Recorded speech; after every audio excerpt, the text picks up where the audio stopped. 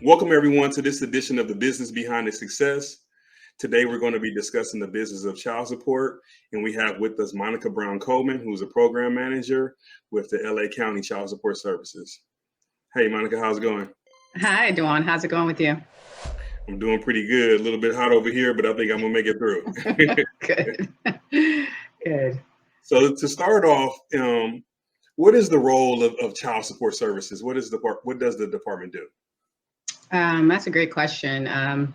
But before I get into the responsibility and the role, I actually want to talk about just our mission. So our mission is to enrich our community by providing child support services in an efficient, effective, and professional manner, one family at a time. And our responsibility or our role is directly connected to that, and that's to establish and enforce child support orders. Nice. Okay. And now I'm assuming those orders come from the court. The court and the judge, puts the orders in place, and then, you pretty much enforce it from there. Right. Ultimately, it's the courts to determine who and what amount is paid for a child's living and medical expenses.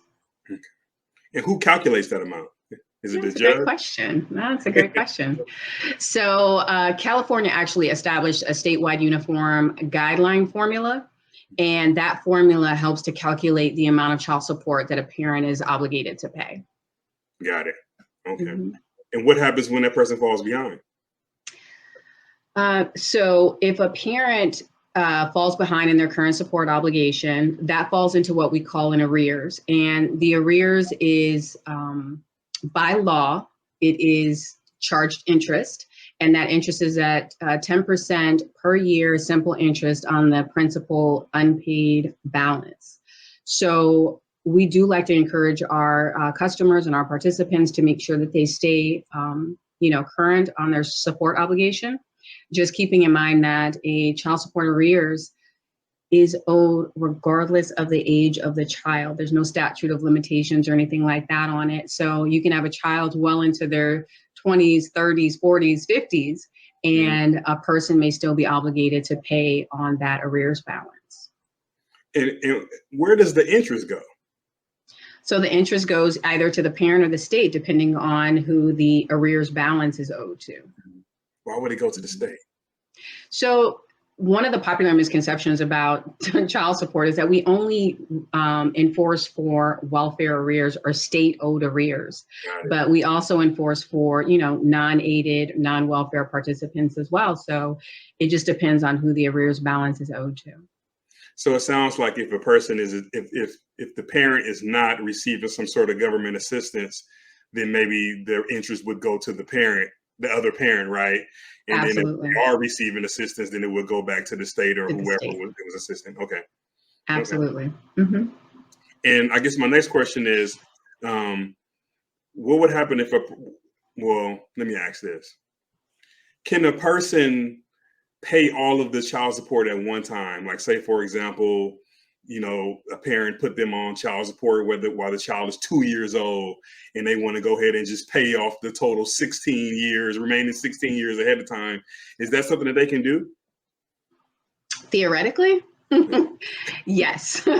Theoretically, anything is possible. But it's interesting because in my 2 decades with child support, I don't think I've ever seen that happen. I'm not to say that it has not happened. I just haven't seen it happen. And I would just also say that you want to keep in mind that a court ordered amount is based on like a number of factors, including your income at the time that order is set. Right. So if you get an order when your child is 2, hopefully your income changes by the time your child reaches 18. Sure. So if you get an order now and then the person that's receiving support decides at some point your income has changed dramatically, I want to go back to court and look at this for a modification, you may in essence wind up still owing throughout this minor's life, the lifetime of the minor, because your income changes and therefore the circumstances change, which may warrant a modification. Unless you do that makes sense. Okay. Unless you get that amount like locked in writing, right? And then maybe and it's a court order. It's a court order, so it's always subject to modification, right? So you have to keep those things in mind. So Monica, is there a deadline in terms of when a parent can file for child support? You know, say for example, if the child's 16 years old or 17 and a half, do they reach a time where they're cut off where it's too late for them to file? So they can, an individual can go to the court at any time, right? But at child support services, again, a case can be opened by either parent or legal guardian. And if there's already an order, then we're more than likely to be willing to open it a little bit later, like as a child nears 18. However, if there's no order, we have to keep in mind that this has to go through the court in order to make determination for the child support amount. And that is really going to be dependent on the court's calendar. So obviously, so what I'm saying is the sooner the better to start the process. Mm-hmm. Nice. And then, you know, as you know, a lot of parents aren't receiving the amount of child support that they need, right? You know, I know it's expensive. Childcare is expensive. You know, clothes are expensive. You know, it's just expensive all the way across the board, especially in counties like Los Angeles. If a parent knows that the other parent who's paying child support has received some sort of raise or pay increase or anything like that, what advice would you have for those individuals who aren't receiving enough support for them to go and increase the amount of support that they're receiving? Again, a great question. And again, either party or either parent may request a review of their child support order for some of the reasons like you listed. If there's an increase in one parent's income or a decrease in another parent's income, or if there's a change of custody, or one of the parents, the obligated parent, becomes disabled or is deployed, all of these things are reasons for a request for a review or modification of the case or the judgment. So over your 20 years, what's the most interesting case you've ever seen? I wasn't ready for that one. So the most interesting case, actually, I don't know if it's cases that are, I mean, all the cases, to be honest, are interesting because they were dealing with families, but I don't think there's like really any outliers that stand out for me. I think I take each case very like, you know, these are people. And so some things that are maybe interesting, then I'll see something tomorrow and I'll be like, oh my gosh, I've never seen that before. So then everything is always new and interesting because, you know, things are always changing. Paternity in and of itself is changing, right? How we look at gender roles is changing. So that's interesting. That's true. That's very true. So I guess another way of asking a similar question would be to ask, what's the last thing that you've never seen before? That's okay. You're really gonna make me dig. Okay, so one of the things. Okay, so honestly, this week, just something that just happened, and I actually talked to a colleague about it because it was new for me, but apparently wasn't new because she heard about it before. But one thing that was new for me was I've never seen us stop enforcing a case based on somebody posting like a sizable bond amount.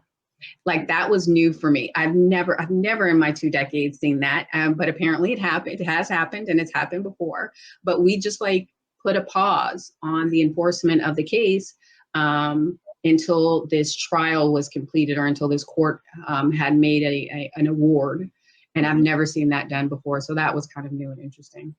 And I'm sorry, you said you never seen it, they posted a sizable bond? Yeah, like a 6-figure bond amount. So it's like getting out of jail or something like that, or so it's like, so say if you know you're not going to go to court for 6 months, and over that 6-month period, let's say you have a $20,000 order, right. So you put up that what would have occurred over that 6-month period, that $20,000 per month, you just post it as a bond and say, I'd rather just the court hold this money until the courts can make a determination as to whether or not I actually owe any money. So that's what they did. So it's just interesting. I just had never seen that done before. That must be nice to be able to do that, though. Yeah, absolutely. Absolutely.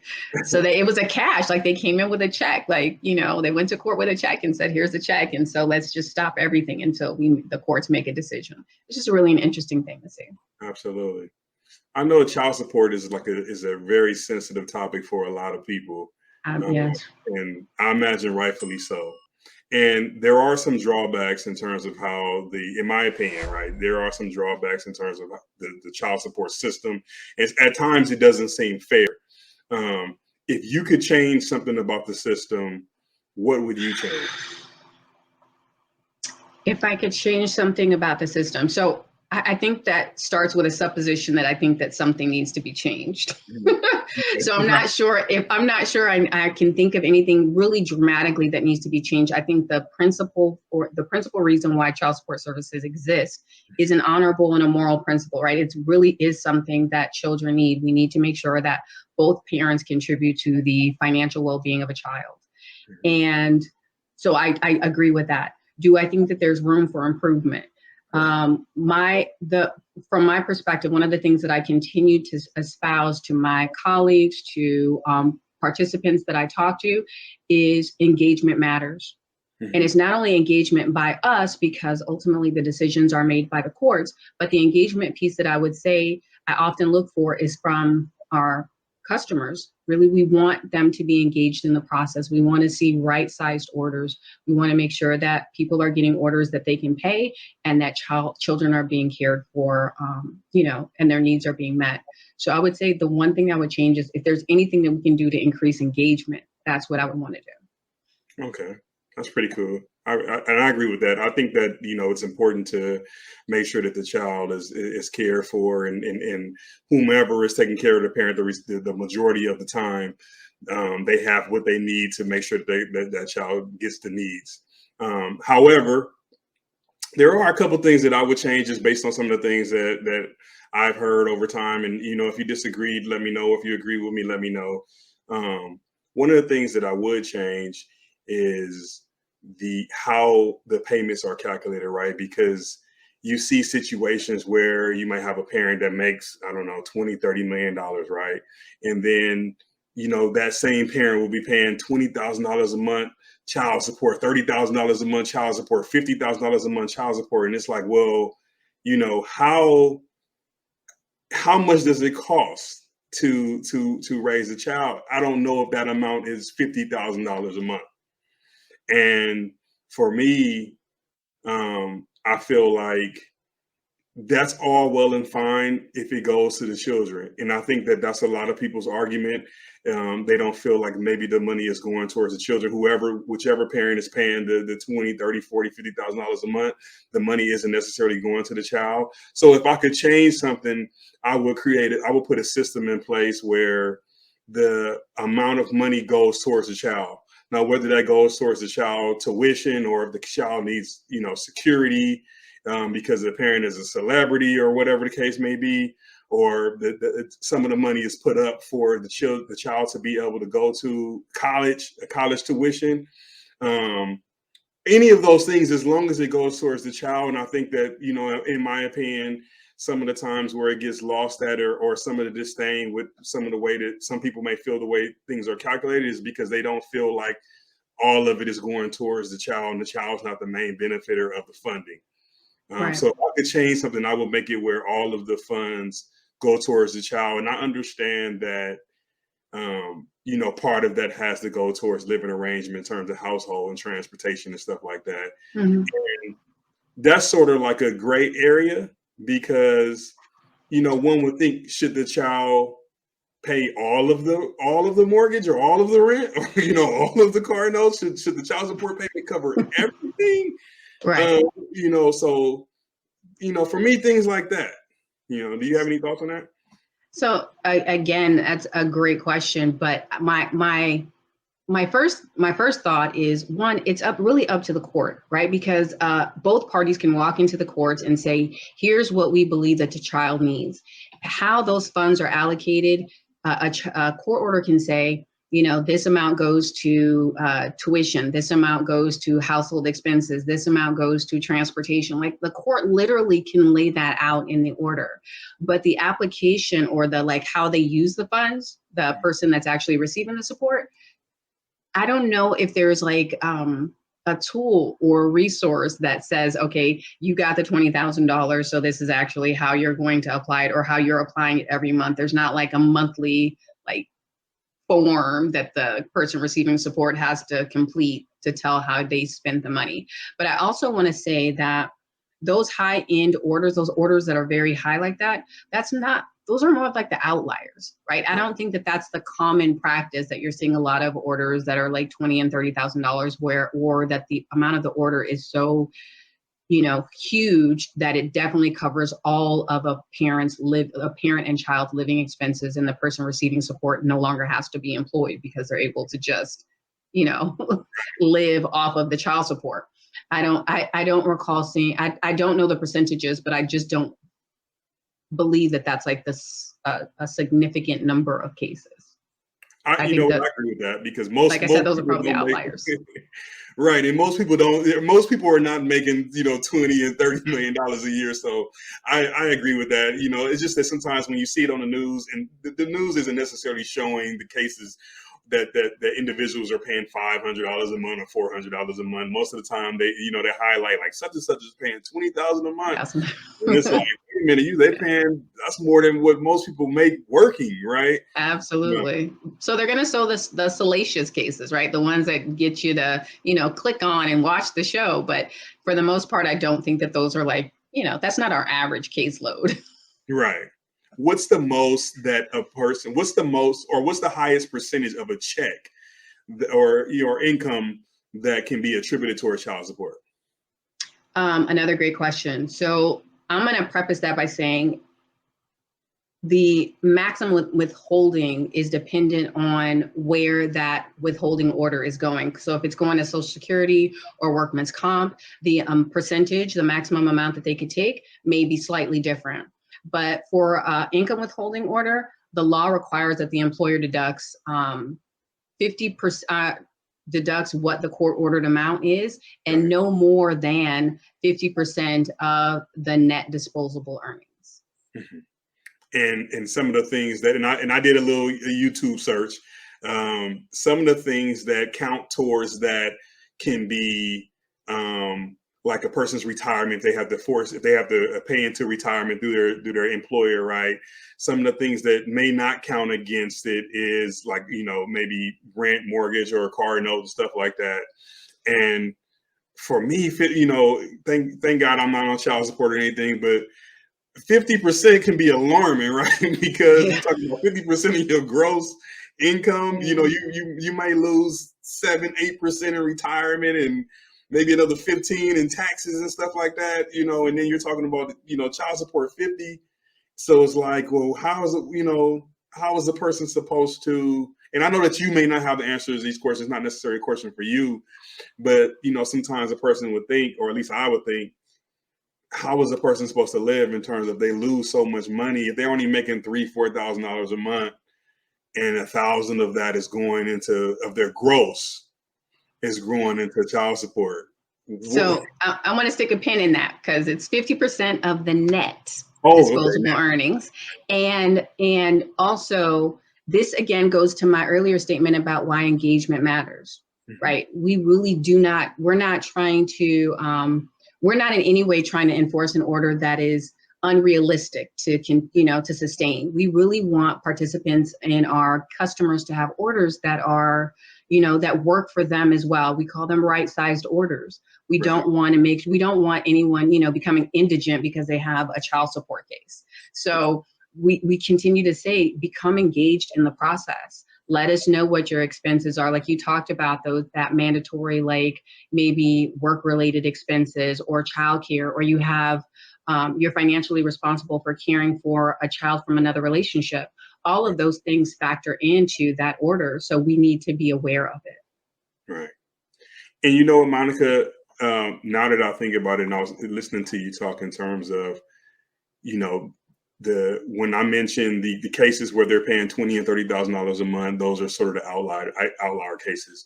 Another thing that for me that I would change is, from my understanding, and you can correct me if I'm wrong, sometimes when individuals fall behind on their payments, they may have their license suspended, or they may end up going to, there may be an arrest warrant or something like that. So I'm thinking like, okay, well, the common sense, logical part of me thinks, well, if you suspend their license and they can't go to work, then how do they pay the child support that they're behind on, right? And then at the same time, if there's an arrest warrant for them and they end up having to become incarcerated, then how do they pay the child support that they when they're incarcerated? So it's like, how is the child benefiting from those scenarios? Again, another great question. So I just want to, again, I want to preface this by saying that the point of child support services is not to incarcerate anyone or to use the enforcement tools. The point is for us to establish and enforce whatever the courts state. However, one of those tools, or actually you mentioned two of the enforcement tools that we have, and one of those is a license suspension. That tool is usually used to like engage you in conversation. You have not been paying your support. You have not been engaged in this process. How do we bring you to the table and start this conversation with you? If it's through license suspension, then it gets your attention, right?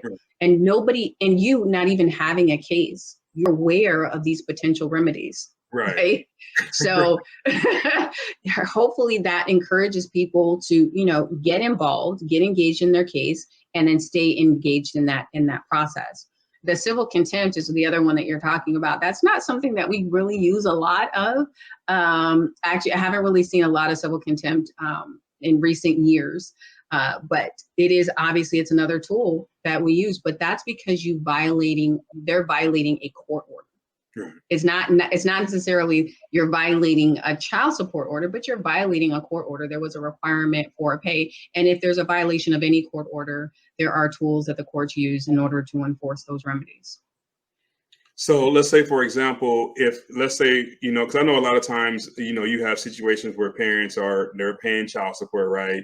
And then they fall behind and, they may receive a letter that said their license is going to be suspended or even in terms, sometimes their license is suspended. If they have a good excuse, such as, hey, maybe they were laid off from their job or something like that, is there a way for them to get the license back if they can show documentation or proof that they were laid off? So we're always looking to engage in the conversation. So if we have a participant come in and they're telling us, I've got laid off or I've had some health issues or anything like that, we're going to have a much larger conversation about maybe we need to look at the order to be modified. But we're also going to have a conversation about that immediate need, which is the driver's license release. And even if it's something that we can't assist you, we're always going to say, hey, maybe that's also something you want to go to the courts and talk to them about. The family law facilitator is available to discuss those options with you as well. So we'll try to resolve it. And if we can't resolve it, we're going to give you other remedies, other options for resolution. So we're not going to just be like, you're by yourself. Like I said, we do really want to kind of partner with the parents and help them to move them through this child support process. So, and I'm sorry, before I move on, can I add one more thing to that? I just really want to drive this piece home because, again, I just want people to know that we are open, we're available. We do want to engage in this process and this conversation. If someone's income has changed, the amount of time they spend with a child has changed, they have any other hardship deductions, they have childcare expenses, or like we talked about a moment ago, those mandatory work-related expenses, give us a call.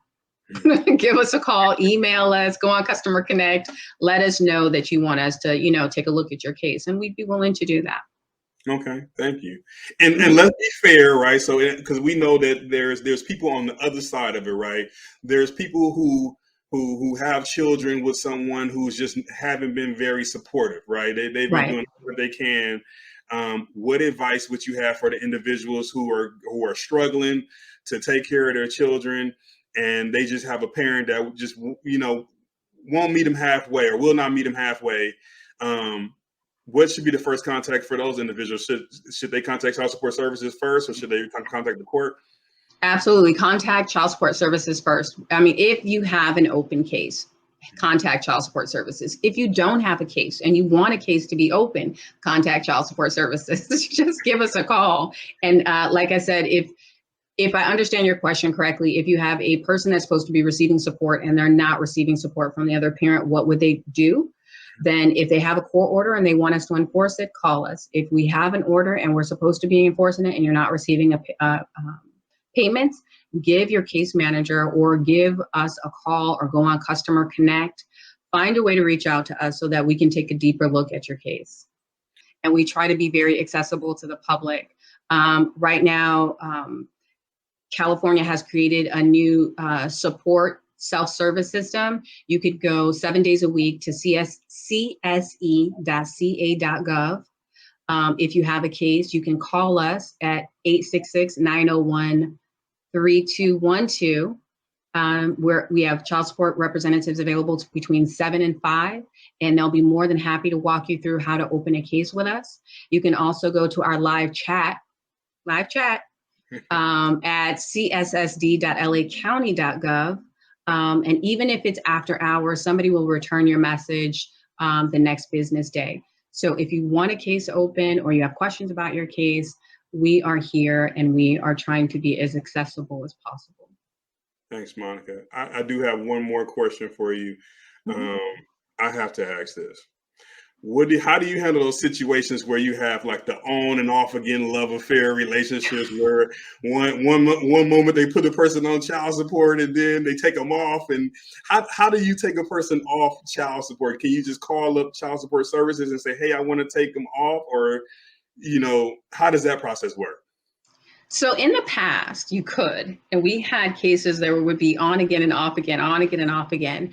Currently, if you want your current support, your child is under the age of 18 and you want current support to stop, then we need to modify your order. Okay. So we need to go to court. So the on again, off again has kind of like slowed down because it's no longer that you can just send a letter or you can just call us or something like that and tell us that you want to stop your child support and then we just terminate it and then open it again in 6 months. Those days have gone. Can a person, I'm trying to make sure that I capture all the questions that viewers might think of and say, hey, this is my situation. Can a person forgive any debt? Like, say, for example, you have one parent that's $20,000 in the hole. Can the other parent that's taking care of the child go to court or reach out to child support service and say, hey, I want to go ahead and forgive this debt so they don't have to pay it? Is that possible? So great question. So it's actually twofold. So if the arrears or the money is not owed to the state, a non-aided participant or non-aided person receiving support could say, I just want to terminate my case and waive the arrears. Yes, they could do that. Okay. And the state actually has a state debt reduction program as well. So there's also a program available to participants that owe state arrears. Right. And we will engage in conversation with them to see what we can do to help reduce the amount of state arrears owed. Mm-hmm. But in terms of the non-state arrears, would they contact the child support services and say and report that, or would they? The person receiving support? Yeah, they would contact us and say, you know what, I really want to close my case, or I don't want these non-welfare arrears anymore. What can I do about it? So then we would go through the process, through that conversation with them and let them know you're asking to waive your arrears, you're asking to terminate your arrears, then we would go through that process. And I would imagine they have to put something in writing or they have to sign some type of forms or documentation. Absolutely. Okay. Is there anything that you would like to, add, or any tips or anything like that you would like to give the viewers? I'm hoping that I've driven home the same message that engagement matters. I don't know if I'm starting to sound like I'm just continuing to drive home the same message, but yes, LA County Child Support Services has created so many programs and processes to encourage engagement with all parties, right? And we're hoping that we demystify the process. We're hoping to clear up some of these misconceptions and then provide information that helps parties make informed decisions about what's in their best interest. So I'm just hoping that as a result of this conversation and many others that, our customers will know that engagement matters. So we're looking forward to talking to them. Right. That's great information. Thank you. And I do have a couple of tips myself. I'm pretty sure if there's any legal experts out there, I'm pretty sure they'll hold me accountable somehow. But for my advice, unsolicited advice, of course, I would say, be careful who you date, right? On both sides, right? In terms of, no one wants to be in a situation where they feel that they're paying an unreasonable amount or they're in a situation where they're not receiving any support at all and they feel like it's all on them. They don't have any help. Those are two situations that you definitely want to avoid. Secondly, for individuals who may feel that they are paying an unreasonable amount, make sure that either way you spend time with your children. Don't let the amount that you're paying because you're upset or anything take away from the time that you're spending with the child, because at the end of the day, time is definitely more important than money.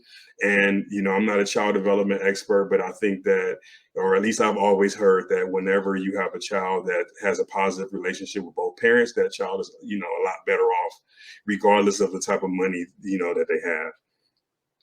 Third, I would say seek legal counsel either way, whether you're requesting, child support or you've been summoned to pay child support. Seek legal counsel because you want to make sure that, there's someone looking out for your best interest, regardless of the side of the token that you're on, right?